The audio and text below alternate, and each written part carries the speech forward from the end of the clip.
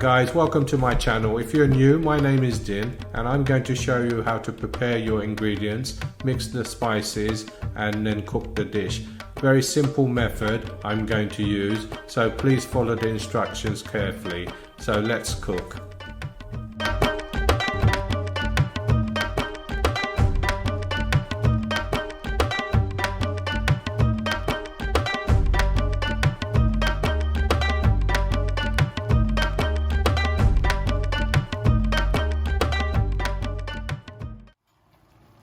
Hi everyone, welcome back to my channel. I'm Chef Din. It's been a long time since I've posted any content, mainly because I've been tied up with other things. But anyway, I'm going to show you how to cook this delicious chicken pulao. It's one of my favorite and I always cook it when I have guests round as well. So we're going to begin today with the chicken. First we're going to sprinkle it with some salt and 3 tablespoons of vinegar. We're going to mix it all in and we're going to leave this for about 30 minutes. What this will do, it will take away any smells and clean the chicken really well, because this pilau is going to be absolutely delicious with no smells at all.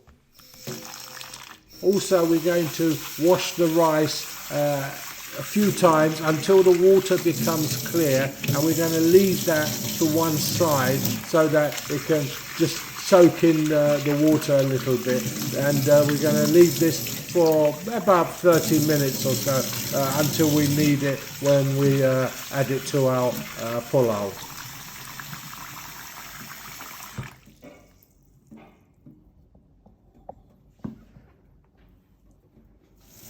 Right, after 30 minutes, we're going to really wash this chicken really well. As you can see, it's all gone like cloudy, and that's taken out all the blood and everything, and it's going to make this chicken really clean. So give it a good rinse, and we're going to just leave it in the colander to kind of dry out a little bit.